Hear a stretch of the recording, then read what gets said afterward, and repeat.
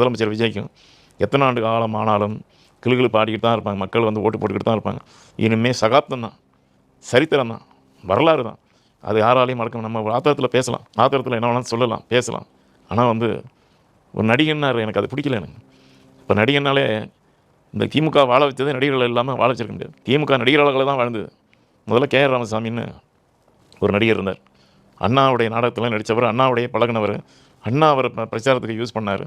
இவருடைய சிஷியன் அவர், இவர் ராஜமாணிக்க பிள்ளை எங்கள் தாத்தாவோட சிஷியன் வளர்ந்தார். அப்புறம் எம்ஜிஆர், புரட்சித் தலைவர் எம்ஜிஆர் அவர் கட்சியை வளர்த்தாங்க. அதுக்கு பிறகு எஸ்.எஸ். ராஜேந்திரன் அவரை வச்சு கட்சியை வளர்த்தாங்க. அதுக்கப்புறம் பார்த்தீங்கன்னா நெப்போலியன், சரத்குமார், நாங்கள் ஃபஸ்ட்டு பேட்ச் நாங்கள் தான், நான் ராதாரவி, எஸ்.எஸ். சந்திரன் இந்த பேட்ச். அதுக்கப்புறம் வந்து சரத்குமார், நெப்போலியன், குஷ்பு, அதுக்கப்புறம் பார்த்தீங்கன்னா வடிவேல் லெவலில் வரைக்கும் போய் என்னென்னமோ பண்ணி பார்த்தாங்க.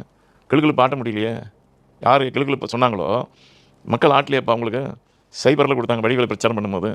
என்ன காரணம்னா அந்த ராசி வேணும். முதல்ல நம்ம பிரச்சாரம் பண்ணும்போது நான் பண்ணி 25 வருஷமாக பண்ணிட்டேன், மக்கள் வந்து ஆதரவு கொடுத்தீங்க. இருந்தாலும் கூட இந்த மாதிரி ஒரு ஒரு கேலப்பிங் மக்களுடைய எழுச்சி நான் பார்த்ததே கிடையாது. தூக்கம் வரல எனக்கு. என்ன பண்ணுவானுங்களோ, ஏது பண்ணுவானுங்களோ, என்ன செய்வானுங்களோ. ஆனால் அந்த புள்ள வந்து அமைதியாக இருந்து